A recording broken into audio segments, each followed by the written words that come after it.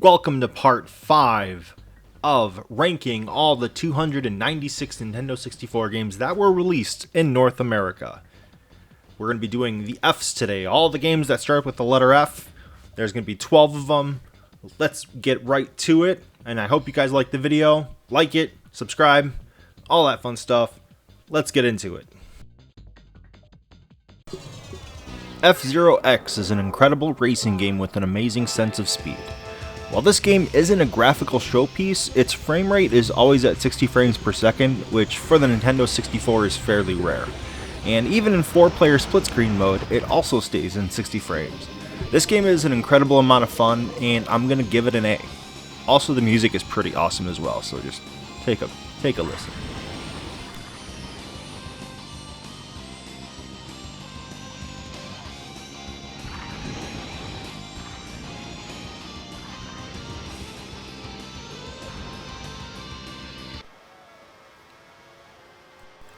F1 World Grand Prix is an F1 racing game that to me wasn't very fun. It's more of a simulation racing game than an arcade racing game, and due to my personal preference of the latter, this one won't score high with me. The graphics are incredibly muddy even for an N64 game, and the frame rate seems to chug along at times. This game also doesn't really have a good sense of speed, and for me it's going to be a D.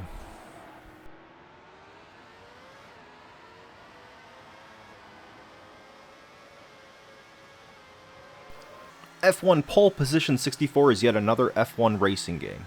This one is very similar in quality to the last F1 game, however this time the graphics are a bit sharper, which is pretty much all this game has got going for it, and I don't really know what else I can say about this game other than I'm giving it a D.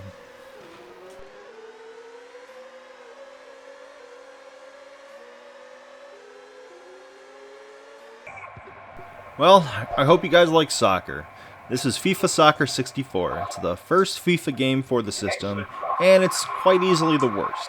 The graphics, controls, and presentation are all outdated, and this game needs something to make it more fun, because the most fun I had was accidentally scoring an own goal, which pretty much sums up my experience with the game. This game is an F.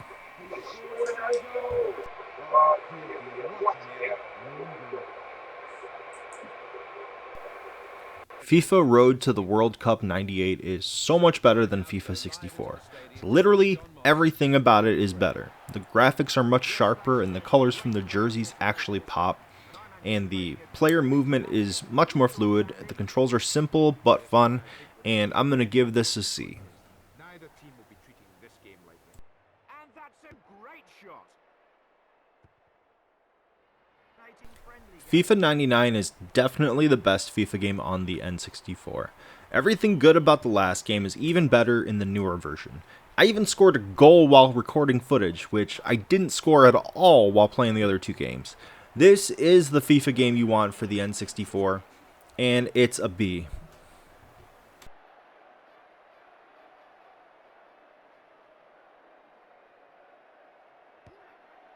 Long kick from the keeper.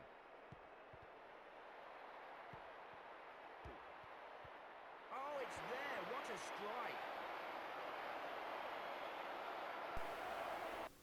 This is Fighter's Destiny. At first glance it looks like it's going to be a Virtua Fighter ripoff, but as you play the game you realize it's unlike any other fighting game you've ever played. Instead of going for a knockout, your goal is to get points by doing various actions, such as a knockdown which earns you 2 points or a throwdown which earns you 1. Whichever fighter earns 8 points is declared the winner. I admire the strategy and uniqueness of this game, however the presentation holds this game back, and I think it's a C, but I also think you should definitely check it out.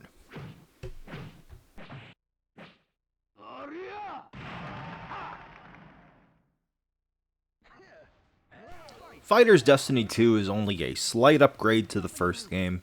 The frame rate is now at 60 frames per second, but other than that, there's not a whole lot of new here, other than some new characters.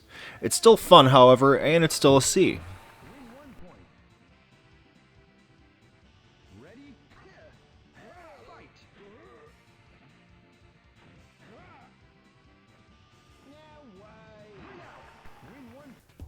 Fighting Force 64 is a 3D beat-em-up game that I really enjoy, but I wish it was better.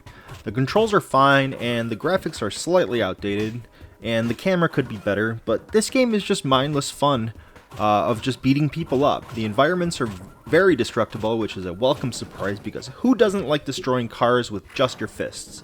I'm going to give this game a C.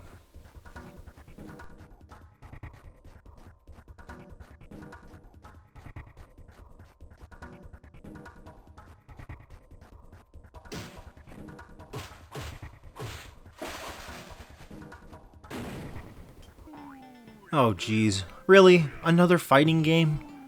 Alright, let's get this over with. Flying Dragon is a fighting game with some colorful graphics and even more colorful characters. The character designs are really unique and cool, and the special attacks are large and devastating to your opponent. The controls, however, are not the best, and they offer up some very unintuitive button combinations. This game is alright though, and I'll give it a C.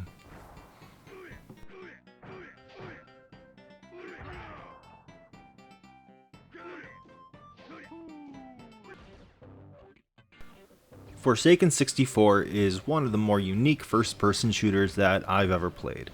It offers up 360-degree movement to shoot down enemies that are in the air and on the ground. It's really fun, and I'm really amazed that not many people talk about this game very much. I absolutely would have loved this game as a kid. The graphics are incredibly sharp for the system, there is no fog, and the draw distance is incredible.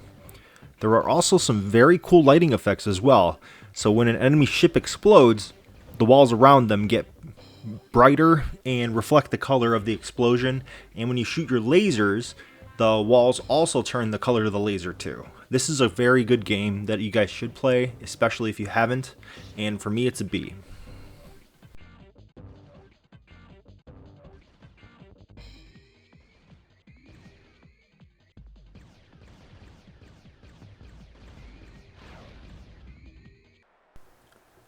Fox Sports College Hoops 99 is a below-average basketball game.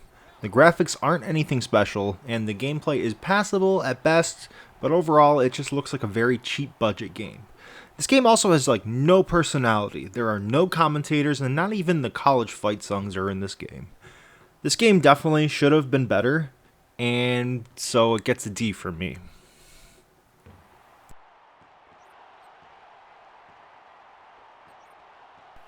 Alright, and here is a summary of my rankings from today's video. I hope you guys enjoyed it. If you guys haven't seen the other videos in this series, I have a playlist with all the Nintendo 64 rankings, so definitely go to that.